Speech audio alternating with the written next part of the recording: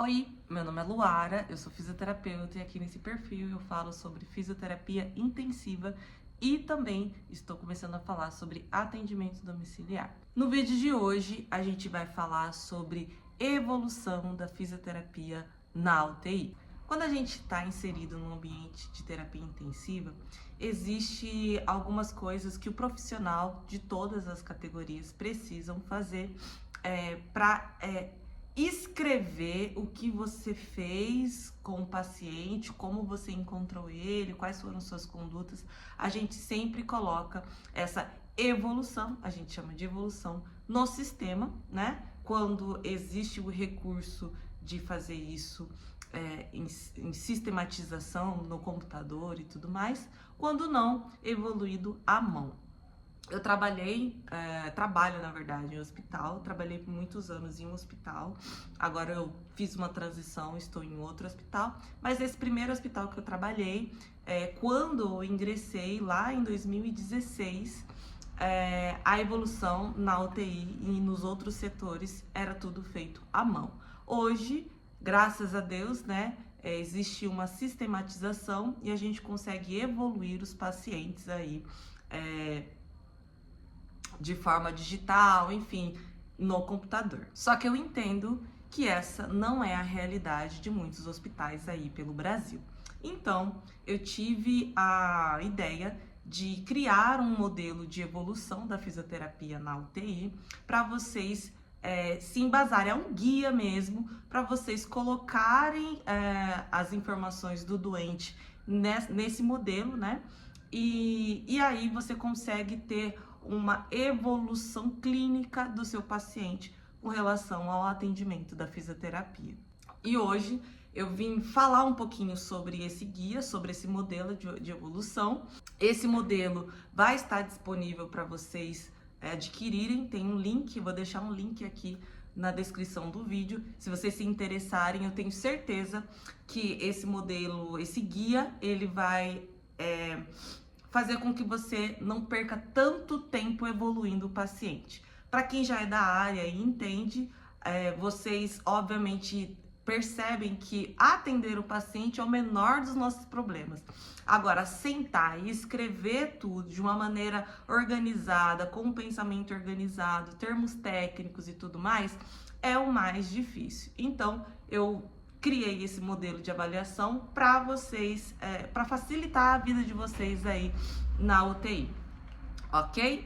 E nesse vídeo eu vou destrinchar para vocês, né, os tópicos que eu coloquei aqui, explicando o que é cada coisa, para ficar mais fácil para vocês entenderem. O link, novamente, vai estar na descrição desse vídeo. Bom, eu tô com um tablet aqui. Espero que não tenha dado muito reflexo aí para vocês, mas eu acho que a gente vai conseguir entregar um conteúdo interessante para vocês. Então, vamos lá. Esse aqui é o modelo, tá? Tá mais ou menos desorganizado, mas é para eu conseguir explicar para vocês aqui, tá? Tem alguns tópicozinhos, umas marcações em vermelho, pra gente conseguir conversar um pouco melhor. Mas o PDF que eu tô disponibilizando para vocês tá tudo muito bem organizado, tá certinho, vocês conseguem editar, obviamente, copiar e colar aí na evolução de vocês, ou fazer a transcrição à mão, caso vocês não tenham, não trabalhem com evolução digital, né, no sistema. Mas é isso, vamos lá. Primeira coisa que eu preciso falar para vocês é que a evolução precisa estar marcado de que profissional é. Então, a evolução da fisioterapia. UTI adulto, UTI neo, UTI ped. Esse modelo de evolução dá muito para vocês aplicarem também na UTI pediátrica, tá? A UTI neo tem suas particularidades, não é minha área de atuação, então eu não vou entrar nesse mérito. A UTI ped é mais ou menos parecido com a UTI adulto, também tem suas particularidades, mas esse modelo aqui você consegue adaptar e colocar também na UTI ped, ok? Então, você vai colocar a avaliação da fisioterapia, avaliação não, evolução da fisioterapia UTI adulto, que é o caso nosso, né? E o turno, manhã, tarde, noite, enfim. É bom estar aqui descrito. Códigos. Existe alguns hospitais que trabalham com convênios e esses convênios geram códigos aqui para a gente gerar a cobrança do que a gente fez com o paciente. Então, tem a área aqui que a gente consegue colocar os códigos. 1, 2, 3, 4, 5, 6, né? Geralmente fica assim, fisioterapia respiratória com ventilação mecânica e fisioterapia respiratória sem ventilação mecânica. E tem uma outra aba aí para fisioterapia motora, ok? Então, bora, seguimos. Motivo da internação. Essa informação você vai conseguir ter a partir da evolução do médico, tá? O médico, ele coloca aí um resumo do porquê o paciente ficou internado na UTI. Vamos supor que esse paciente é um paciente idoso que tem DPOC, fumou por muito tempo e entrou pra gente com uma descompensação do quadro respiratório por conta da DPOC. Você vai ter aí o diagnóstico, a informação, e você vai colocar nessa abinha aqui, né? Nessa parte aqui.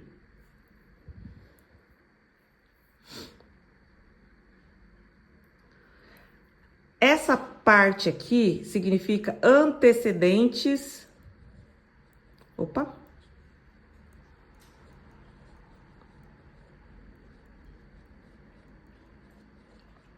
Pessoais.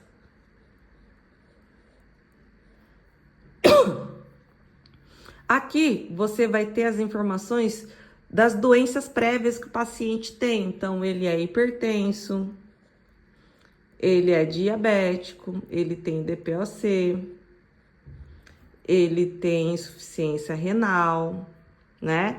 Todos esses antecedentes pessoais vai ser colocado aqui.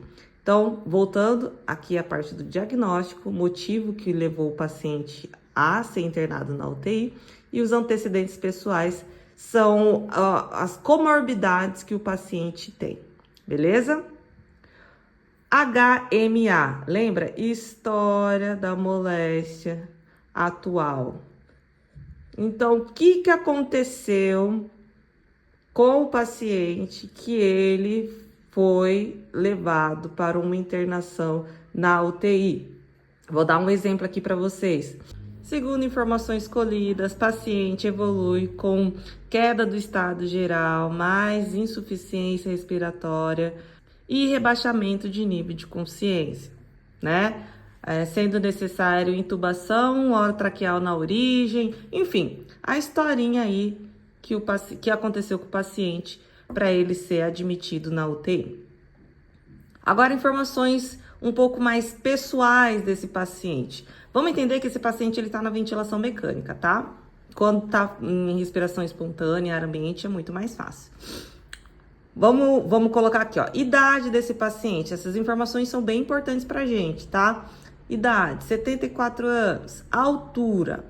Se esse paciente está em ventilação mecânica, a gente não consegue perguntar para ele quanto de altura ele tem. E você precisa admitir ele na ventilação mecânica aí do seu hospital, da sua UTI. Então, a gente vai estimar a altura dele.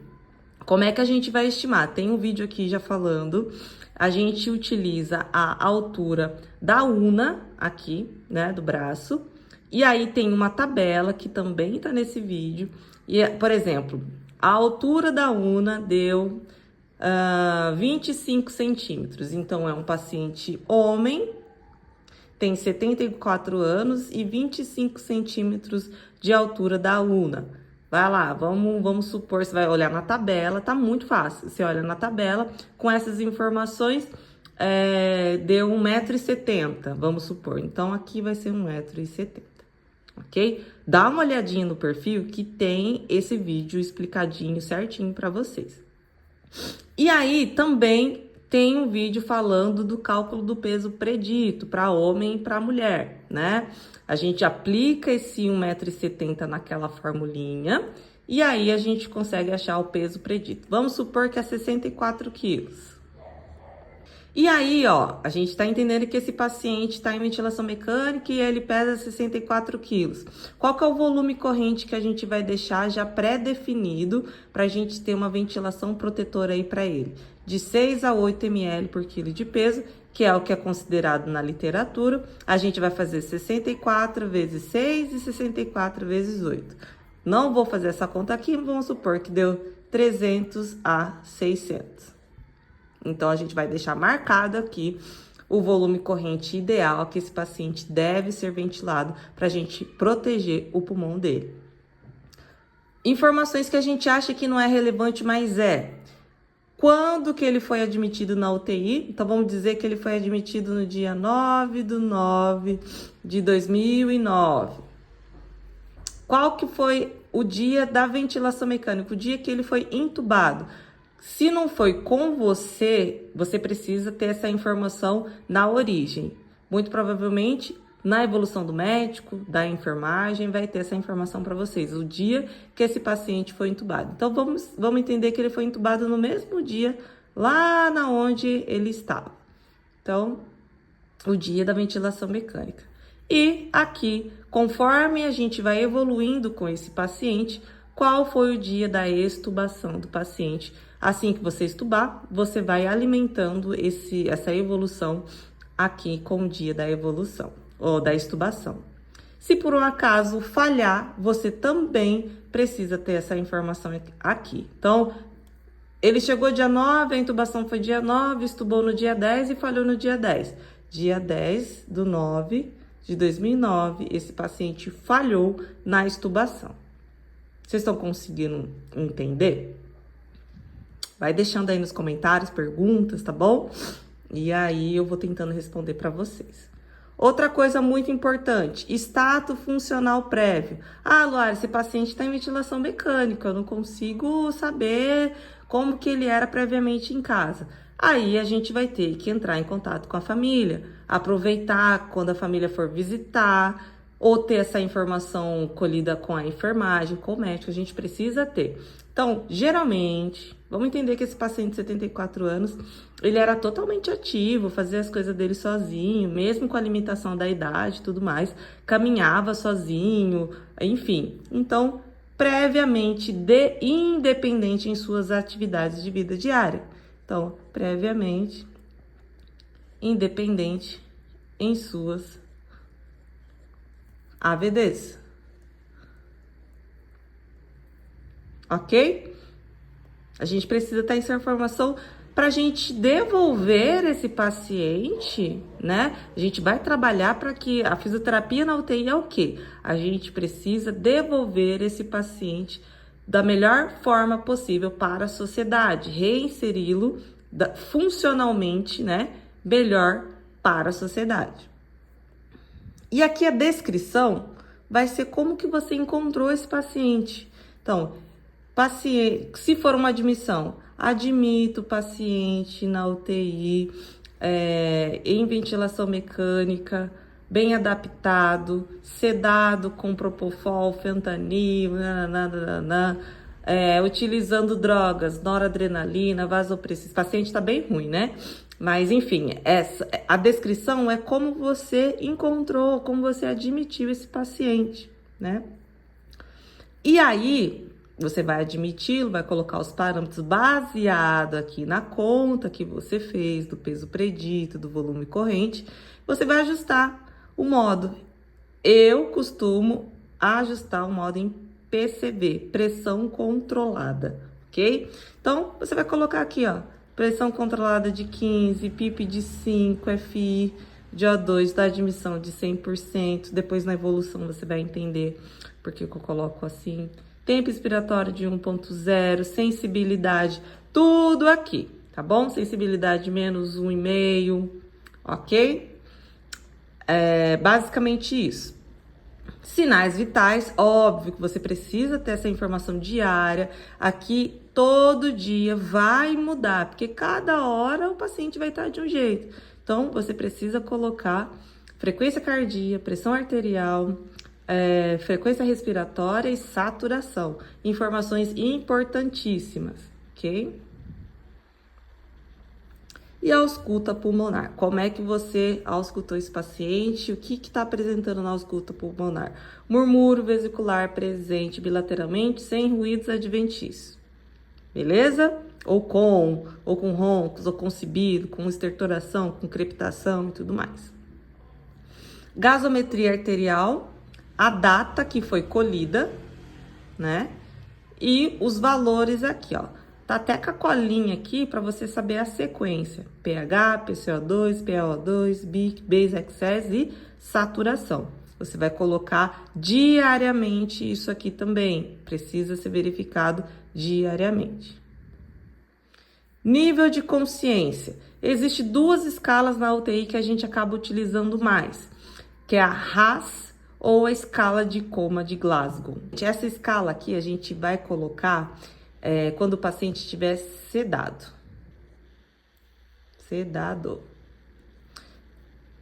Ela varia entre 0 a -5 ou a 5.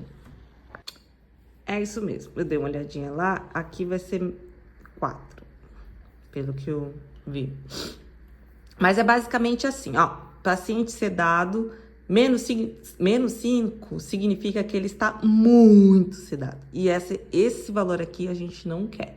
A gente quer esse paciente sempre o mais superficializado possível. Então, esses valores têm que estar menos negativo possível. Então, vamos lá. -5, muito sedado, -4, mais ou menos, -3 é interessante pra gente, -2 é excelente, -1 também. RA0, geralmente esse paciente tá compactuando, tá calmo, tá tranquilo, tá bom? Basicamente isso também, galera. E escala de coma de Glasgow, todo mundo conhece já. A gente avalia a resposta verbal, resposta motora e abertura ocular, né? São esses os valorizinhos e a gente faz a continha lá e coloca aqui também. Geralmente o paciente que está acordado, responsivo, né? A gente consegue medir aí o nível de consciência a partir do Glasgow. Escala de dor, a gente consegue avaliar a dor. E aí a gente vai utilizar também duas ferramentas, a escala numérica da dor. É bem parecida com aquela escala analógica que mostra o rosto que é assim, mostra o rostinho, né? Tá feliz, tá triste, tá bem triste, então significa que essa dor, ela tá bem intensa. E para avaliar a dor em paciente sedado, existe a escala BPS. Essa escala vai avaliar a expressão facial do paciente. Então, quanto mais contraído, mais feia, digamos assim, a expressão facial do paciente, a gente vai entender que ele está incomodado, ele está sentindo dor, né? Basicamente isso também, gente. Força muscular numérica, a gente vai utilizar a escala MRC, que vai quantificar aí de 0 a 5. 5 significa que a força muscular está preservada. Ok? E 0, no contexto de sedação, você não vai nem conseguir avaliar, porque esse paciente não consegue obedecer nenhum tipo de comando. Então, você vai colocar por hora não avaliado, né? Quando houver a possibilidade de avaliar, você vai alimentar essa informação aqui. Sensibilidade também de uma maneira bem generalista, né? Bem geral. Preservada, alterada, em qual localização, considerando o paciente num contexto de sedação, de intubação, também não é possível avaliar, né? Mas assim que possível, você consegue avaliar a sensibilidade aí do paciente, de uma maneira geral, de todos os membros do corpo. Equilíbrio e coordenação também. Nesse nosso exemplo, a gente não vai conseguir avaliar, mas a partir do momento que ele sair da intubação, ou enfim, tiver mais acordado, a gente consegue aí avaliar se tá preservado, se tá alterado e tudo mais. A dispneia, a gente vai utilizar o Borg, né? O Borg é aquela percepção do esforço do paciente. Considerando também o paciente entubado, a gente não consegue quantificar isso. Então, a gente vai avaliar a partir do momento que esse paciente tiver possibilidade de falar pra gente. Olha, chegou mensagem aqui, desculpa, gente. E a oxigenação, qual que é o alvo? Paciente DPOC, 88, 98% a 92%. Tá excelente. Paciente DPLC de longa data, fumou muito por muito tempo, a gente sempre vai colocar um limite abaixo.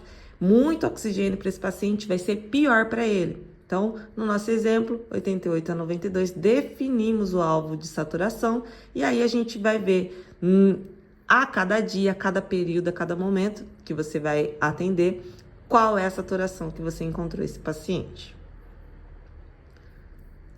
A mobilidade a gente vai avaliar a partir da escala IMS, que é uma escala de mobilidade na UTI. O que esse paciente consegue fazer? Ele precisa de muita ajuda, de pouca ajuda? E a gente consegue também avaliar de 0 a 10, tá?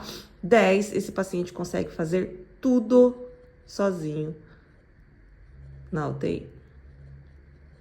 0, nada. Todo passivo. Ok?